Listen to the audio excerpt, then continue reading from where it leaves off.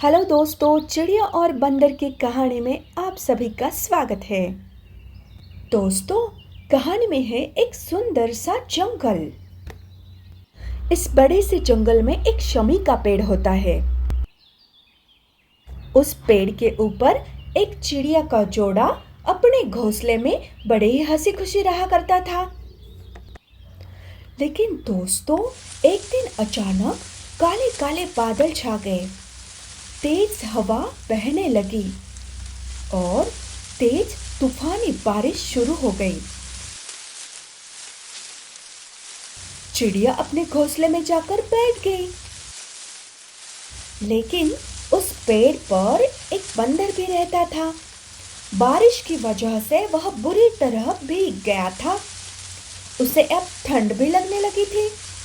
उसके दांत अब कड़कड़ आवाज करने लगे थे।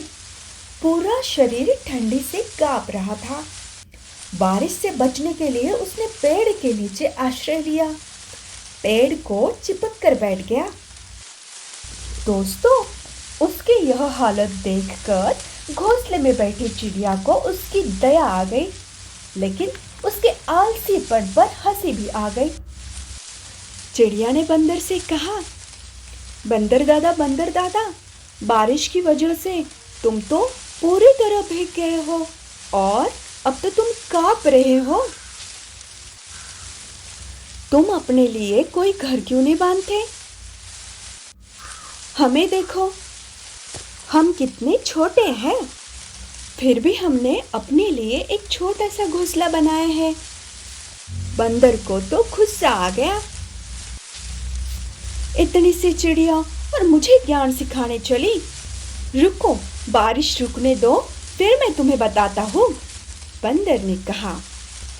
जैसे ही बारिश थम गई, बंदर ने सीधी छलांग लगाई चिड़िया के घोंसले की तरफ।